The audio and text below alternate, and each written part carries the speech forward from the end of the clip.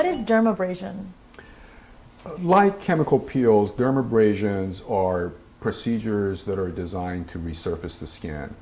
Again, resurfacing of the skin means taking off the top layers of the skin that are dead, have basically no purpose but to cover up the pores of the skin, and they take away from the natural vitality of the skin.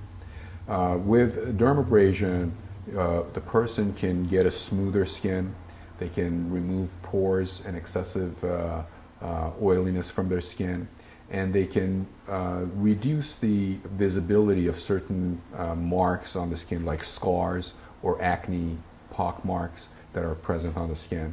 So you can get a nicer, brighter face with less pores and less scars. Who is a good candidate for dermabrasion? The best candidates for dermabrasion are, again, people who have large pores, people who have scars, for example, people who have acne marks that have left permanent scars or pickaxe marks on the skin that they cannot hide with makeup or any other way. If an individual has recently had Accutane, or for example, they use Retin-A very frequently, are they candidates still for dermabrasion? Yes, they are, but with caution. People who've used Accutane, for example, and that's a very good question. People who've used Accutane or people who've had electrolysis on their skin before can still use dermabrasion, but it has to be used with caution and has to be done much more conservatively than another person who hasn't had these procedures or these medications can do. Okay, and it's after about how long that you've been off Accutane would you generally wait? I would wait at least a year before I would even contemplate doing something because Accutane has permanent results on the skin. It permanently reduces some of the cells that regenerate the new skin. So you want to wait at least a year before you can, go back in there and decide to do something. And again, if you ever do it, it should be more conservatively done. How exactly is dermabrasion done? Dermabrasion uses a rasping material or a sandpaper type material to mechanically take off the top layers of the skin. Now, you could potentially use a very, a rough type of sandpaper, but most surgeons or most plastic surgeons use a device, and it's kind of like a handheld device that has a abrasive end and basically rubs off the top layers of the skin. How long is the recovery for dermabrasion? The recovery for dermabrasion is about 10 days. It takes about that long for the new skin to regenerate itself. And what exactly is it that an individual should look out for when having dermabrasion? I think one of the things that I would caution somebody who wants resurfacing done is to understand whether or not it's dermabrasion that they should use versus, let's say, laser resurfacing or chemical peel. Dermabrasion is a very time-tested, very safe procedure, but it is not as common today as it was perhaps 15 or 20 years ago. So if you are going to have dermabrasion, it should be done by a person who has some experience in it and who knows exactly to what level they can push the skin. And if they don't know, they could cause some problems. And again, you need to go to a plastic surgeon who has done a few of these procedures before and who knows exactly how much pressure to put on the skin in order to get the scar out or the acne marks out. And after having undergone dermabrasion, how long does it take before an individual can get back into their regular, full, normal routine?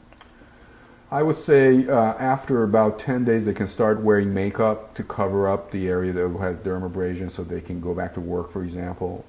In terms of getting back into exercising and doing everything normally, probably 2 weeks, and they should be able to do that.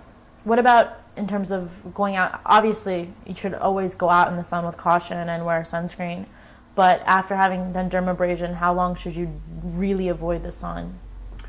I would say that for the first 6 months, you really want to make sure that you cover yourself up with makeup or wear a hat or something like that. After that, you still need to do it, and you still need to watch yourself when you go out in the sun, but it's not as critical because in the first 6 months, if you have had dermabrasion and you expose yourself to direct sunlight, you could get discoloration problems. So it's best to put sunblock on or wear a hat to protect yourself. Definitely.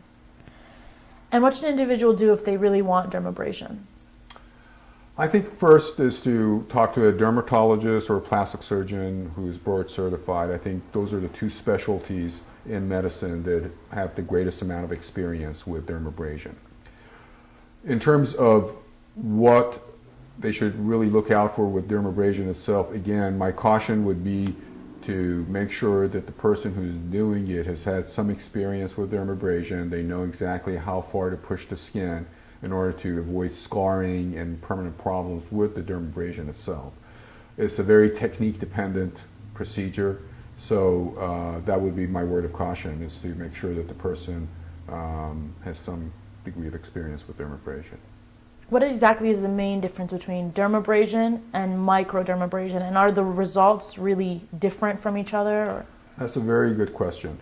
Microdermabrasion uses the salts of particles of salt to essentially rub off the top layers of the skin. But it's not as abrasive as dermabrasion, meaning the degree to which the top layers are removed is far less than dermabrasion. So microdermabrasion is good for somebody who wants to get a little smoother skin, or perhaps to remove some very superficial marks or lines on the skin.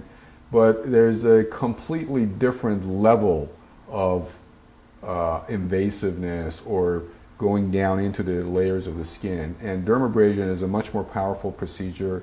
It's a much more invasive procedure than microdermabrasion. That's why microdermabrasion is done a lot in spas and health salons and stuff like that.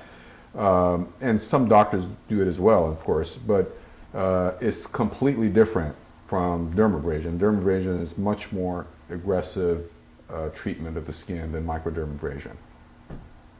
Okay, thank you.